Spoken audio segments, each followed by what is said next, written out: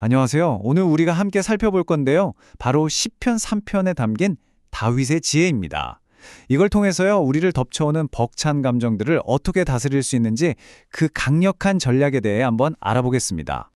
혹시 설명할 수도 없고 통제할 수도 없는 그런 감정에 확 휩싸여 본 적 있으신가요?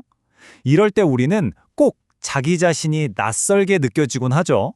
특히 뭐랄까, 이유 모를 두려움이나 불안감이 갑자기 훅 치고 들어올 때 더 그런 것 같아요. 헤르만 헤세도 비슷한 말을 했어요. 진짜 무서운 건 바깥에 있는 괴물이 아니라 내 마음속에 있는 낯선 나 자신이라고요. 사실 이런 감정, 우리만 느끼는 건 아니잖아요. 근데 문제는 이걸 어떻게 다루냐는 거죠. 보통 사람들은요, 두 가지 흔한 실수 중 하나를 저지르게 됩니다. 자, 우리가 내면의 혼란을 다룰 때 흔히 저지르는 두 가지 잘못된 접근법이 있는데요. 이런 강력한 감정을 어떻게든 해보려고 우리가 선택하는 두 가지 길이 있는데 안타깝게도 둘 다 결국엔 막다른 길로 이어지더라고요. 이게 참 흥미로운데요. 완전히 정반대인데 결과는 똑같이 좋지 않은 두 가지 전략이 있어요. 첫 번째는 소위 종교적인 방식이라고 할 수 있는 억압이에요. 이런 감정 느끼면 안 되는데 하면서 감정을 그냥 부정하고 꾹꾹 눌러 담는 거죠. 반대로 세속적인 방식은 굴복이에요. 내 감정이 진리야 하면서 감정이 하자는 대로 그냥 다 내맡겨 버리는 겁니다. 하지만요, 이 두 가지 말고 제3의 길이 있습니다. 감정을 억누르지도, 그렇다고 감정에 질질 끌려다니지도 않으면서 그 감정을 인정하고 다스리는 방법, 바로 그 길이 있다는 거죠. 자, 바로 이 제3의 길을 보여주는 사람이 다윗 왕입니다. 폭풍우가 몰아치는 한가운데서 역설적인 평안을 누렸던 사람이죠. 당시 다윗의 상황을 보면요, 이건 공포에 질리는 게 당연한, 정말 목숨이 왔다 갔다 하는 그런 위기였습니다. 한번 상상해 보세요. 자기 친아들 압살롬이 반란을 일으켜서 자기를 죽이려고 해요. 수천 명의 군사들이 눈에 불을 켜고 자기를 쫓아오고 있고요. 평생 쌓은 명성, 왕국, 모든 게 그냥 한순간에 박살이 나버렸습니다. 말 그대로 코앞에 죽음이 닥친 거죠. 두려워하지 않는 게 이상한 상황 아니겠어요? 그런데요, 이 모든 혼돈과 죽음의 위협 속에서 다윗이 뭐라고 하는지 아세요? 내가 누워 자고 깨었다. 천만인이 나를 둘러싸도 나는 두렵지 않다. 이렇게 고백하는 겁니다. 아니, 도대체 어떻게 이게 가능할까요? 이 상황에서 잠을 잔다니요? 다윗에게는 무슨 비밀이 있었던 걸까요? 오늘 우리가 파헤쳐볼 핵심이 바로 이겁니다.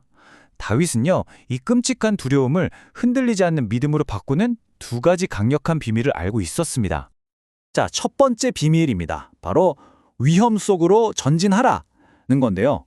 이건 하나님의 보호하심에 대한 우리의 생각을 완전히 뒤집어 놓는, 어떻게 보면 좀 역설적인 이야기입니다. 다윗은 시편 3편 3절에서 여호와여 주는 나야 방패시오라고 고백합니다. 그런데 여기서 말하는 방패가 우리가 보통 생각하는 그런 작은 방패가 아니에요. 원어인 히브리어를 보면요, 이건 온 몸을 감싸고도 남는, 나를 사방으로 완전히 둘러싸는 그런 거대한 방패를 의미합니다. 자, 이 두 방패의 차이가 뭘까요? 우리가 흔히 생각하는 작은 방패는요, 날아오는 화살을 막기 위해 뒤로 물러서면서 수비적으로 쓰는 거잖아요. 위험으로부터 나를 보호해 주는 거죠. 하지만 다윗이 말한 이 거대한 방패는요, 그 방패 뒤에 숨어서 오히려 적짐을 향해 전진하는 용도입니다. 그러니까 위험으로부터 도망치게 해주는 보호가 아니라 위험 속을 뚫고 지나갈 수 있게 해주는 보호인 셈이죠. 이게 핵심입니다. 이 개념을 아주 완벽하게 설명해주는 유명한 동화가 하나 있습니다. 바로 조지 맥도날드의 공주와 고블린이라는 이야기인데요. 이야기 속 공주가 할머니로부터 마법의 실을 하나 받아요. 이 실만 따라가면 언제나 안전할 거라고요. 어느 날 괴물들이 쳐들어오자 공주는 당연히 이 실이 자기를 안전한 다락방 같은 곳으로 이끌어줄 거라고 생각했죠. 그런데 웬걸요? 실은 위가 아니라 아래로 가장 어둡고 위험한 고블린들의 덩굴로 공주를 이끄는 거예요. 공주는 버림받았다고 생각하면서 너무너무 무서웠겠죠. 하지만 결국 그 실은요, 숨겨진 탈출구를 찾기 위해 반드시 통과해야만 했던 바로 그곳으로 공주를 인도했던 겁니다. 이게 뭘 의미할까요? 진정한 보호와 인도는 때로 우리가 가장 두려워하는 곳을 정면으로 통과하게 만든다는 거죠. 자, 이게 바로 다윗의 첫 번째 비밀이었고요. 이제 두 번째 비밀로 넘어가 볼게요. 바로 삶의 무게중심을 옮기는 것입니다. 보이지 않는 것에서 진짜 안정을 찾는 법에 대한 이야기예요. 다윗은 아까 봤던 시편 3편 3절에서 하나님을 방패라고도 했지만 나의 영광이라고도 불렀거든요. 이게 그냥 시적인 표현 같지만 사실 엄청난 의미가 담겨 있습니다. 영광에 해당하는 히브리어, 카보드의 원래 뜻이 뭔지 아세요? 바로 무게 또는 중요성입니다. 다시 말해 내 삶의 무게중심, 그것만 잃어버리면 내 인생 전체가 와르르 무너져버리는 바로 그것. 그게 바로 영광이라는 거죠. 이 무게중심이라는 개념을 이해하기 위해서 아주 좋은 비유가 하나 있습니다. 혹시 거대한 화물선이 어떻게 그 거친 폭풍 속에서도 뒤집히지 않는지 생각해 보신 적 있으세요? 만약에 배의 무게중심이 높다고 생각해 보세요. 모든 비싼 화물들을 전부 갑판 위에 잔뜩 쌓아놓는 거죠. 겉보기엔 아주 멋지고 돈도 많이 버는 것 같겠죠? 하지만 이런 배는 큰 파도 한 방에 그냥 뒤집어져 버립니다. 반면에 안정적인 배는 어떨까요?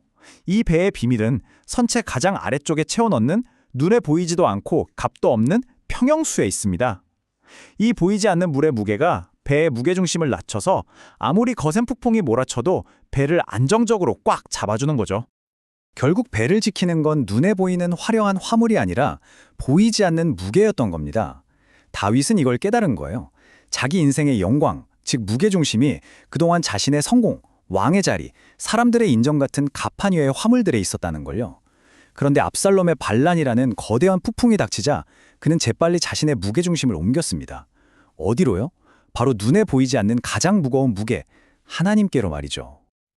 자, 그런데 여기서 한 가지 의문이 들 수 있어요. 다윗도 우리랑 똑같이 실수 많고 흠 많은 사람이었는데 어떻게 이렇게까지 하나님을 확신할 수 있었을까요? 바로 이 질문이 우리를 다윗의 평안의 가장 깊은 곳, 그 궁극적인 닻으로 이끌어줍니다. 다윗의 확신은 내가 이만큼 잘했으니까 하는 자기 자신의 자격이나 공로에서 나온 게 아니었습니다. 그건 바로 하나님께서 주신 단 하나의 약속의 뿌리를 두고 있었어요. 다윗은 자신의 어떠함과 상관없이 하나님과의 관계가 오직 그 약속 위에 굳건히 서 있다는 것을 믿음으로 붙잡았던 겁니다. 그리고 그 약속은 수백 년의 시간이 흐른 뒤 골고다라는 이름의 언덕 위에서 마침내 성취되었습니다. 바로 십자가를 통해서 말이죠. 그곳에서 하나님은 우리가 받아야 할 모든 결과를 대신 짊어지셨습니다. 이를 통해 그분을 믿는 사람들의 인생이라는 배는 그 어떤 폭풍 속에서도 결코 완전히 침몰하지 않을 거라는 영원한 보증을 해주신 겁니다. 여기 이런 이야기가 있습니다. 거센 폭풍 후에 배가 금방이라도 뒤집힐 것 같았을 때 한 승객이 두려움에 떨며 갑판으로 달려나갔어요. 그런데 키를 잡고 있는 선장님이 너무나도 침착하게 미소를 짓고 있는 걸 본 겁니다. 그는 안으로 다시 뛰어들어와 외쳤죠. 여러분, 안심하십시오. 방금 선장님의 얼굴을 봤는데 그분이 미소 짓고 계셨습니다. 우리는 안전합니다. 다윗이 그 끔찍한 폭풍 속에서 잠들 수 있었던 이유가 바로 이것입니다. 그는 믿음의 눈으로 본 거죠. 내 인생이라는 배의 선장님께서 모든 것을 완벽하게 통제하시며 미소 짓고 계시다는 사실을요. 그렇다면 마지막 질문은 이것입니다. 여러분 인생의 키는 지금 누가 잡고 있습니까? 우리의 진짜 평화는 인생의 폭풍이 없기 때문에 오는 게 아닙니다. 폭풍 속에서도 변함없이 키를 굳게 잡고 계신 그분을 신뢰할 때 바로 거기서부터 시작되는 것입니다.